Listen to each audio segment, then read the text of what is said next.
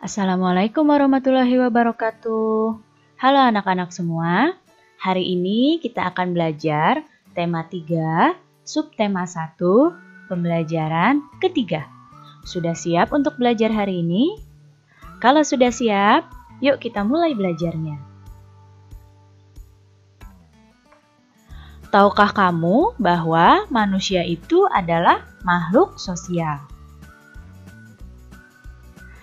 Manusia itu selalu membutuhkan orang lain untuk memenuhi kebutuhan hidupnya. Oleh karena itu, manusia disebut sebagai makhluk sosial.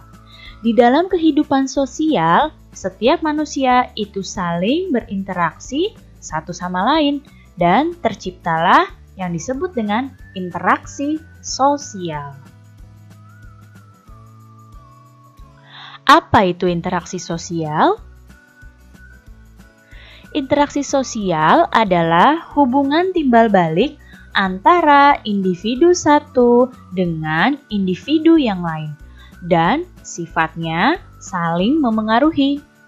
Interaksi sosial dapat terjadi di mana saja, seperti di rumah, di sekolah, di lingkungan masyarakat, di pasar, di tempat ibadah, dimanapun. Jadi, interaksi sosial itu interaksi antara individu satu dengan individu yang lain yang sifatnya saling memengaruhi dan dapat terjadi di mana saja. Interaksi sosial itu terjadi akibat adanya kontak sosial dan komunikasi.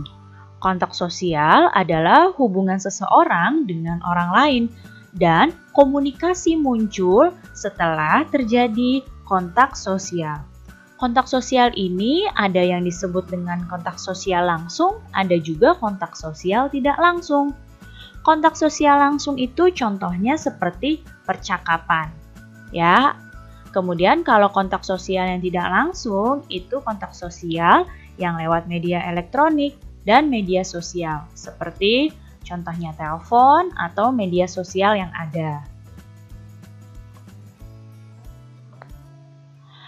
Ini adalah jenis-jenis interaksi sosial. Diperhatikan baik-baik. Ada interaksi sosial antar individu. Interaksi sosial antar individu itu terjalin antara dua orang yang berinteraksi dan saling merespon.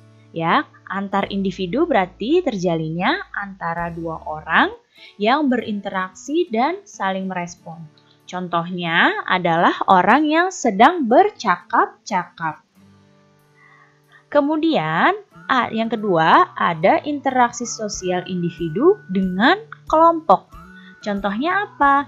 Contohnya adalah guru yang sedang mengajar murid-muridnya di kelas. Ya, di sini guru sebagai individu dan murid-murid di kelas itu sebagai satu kelompok.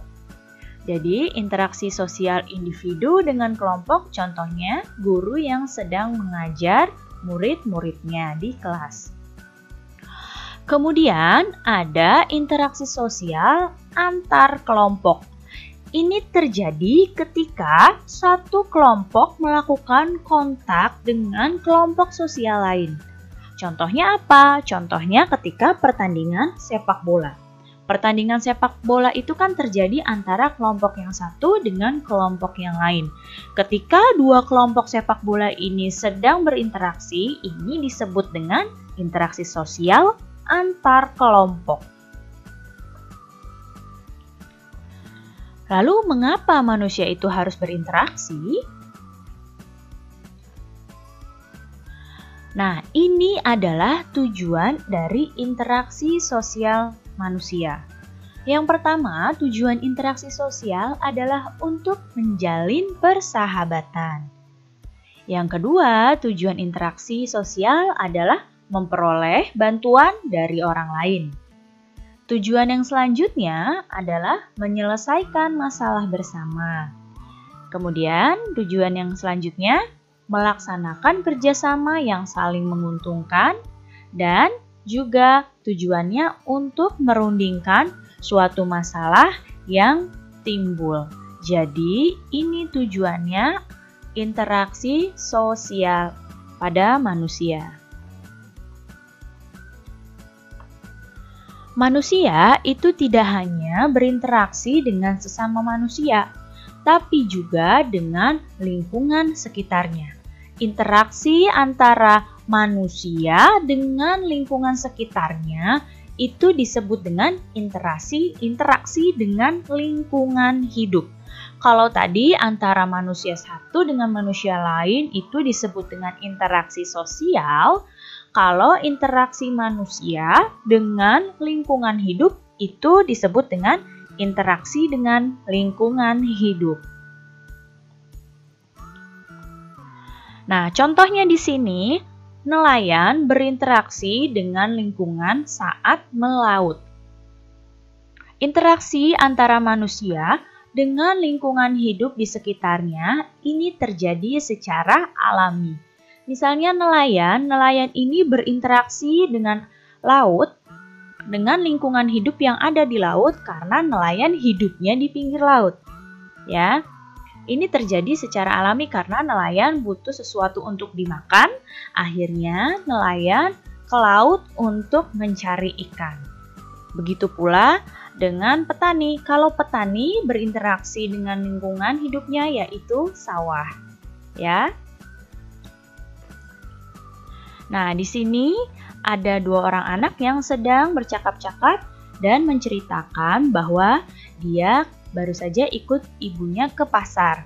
Dan dia mengatakan jika di pasar itu cukup ramai. Nah, di pasar itu ramai tentu saja karena di sana banyak terjadi interaksi sosial satu sama lain.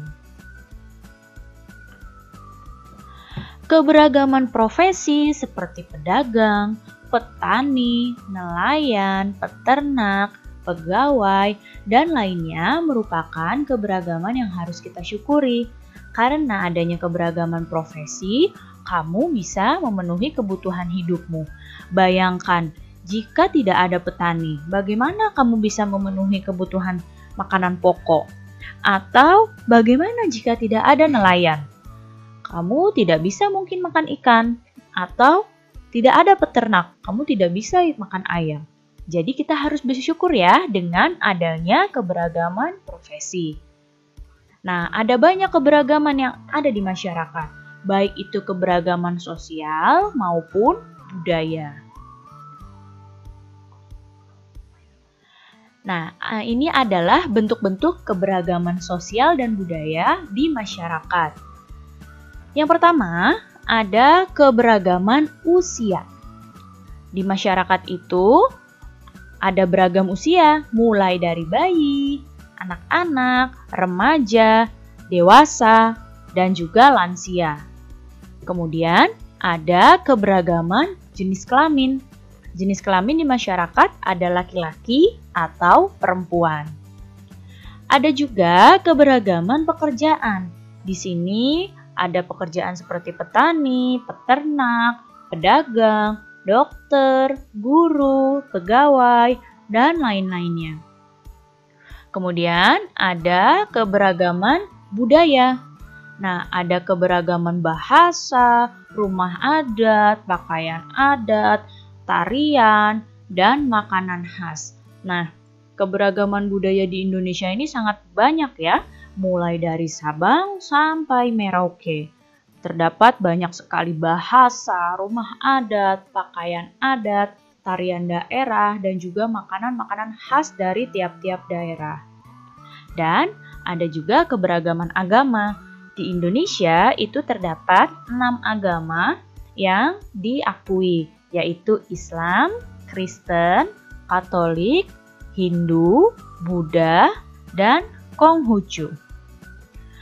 Segala keberagaman ini mulai dari usia, jenis kelamin, pekerjaan, budaya, dan agama itu harus kita syukuri.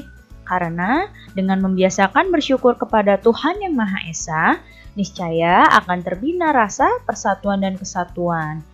Dengan meningkatnya rasa persaudaraan dan kesetiakawanan, akan tercipta lingkungan yang aman dan damai. serta menguatnya rasa nasionalisme warga. Oleh karena itu, setiap warga hendaknya senantiasa menghargai keberagaman dalam masyarakat serta tidak membeda-bedakan antar sesama. Baik anak-anak, cukup sekian ya penjelasan Ibu kali ini. Mudah-mudahan kalian dapat paham dan mengerti. Terima kasih anak-anak semua. Sampai jumpa lagi. Wassalamualaikum warahmatullahi wabarakatuh.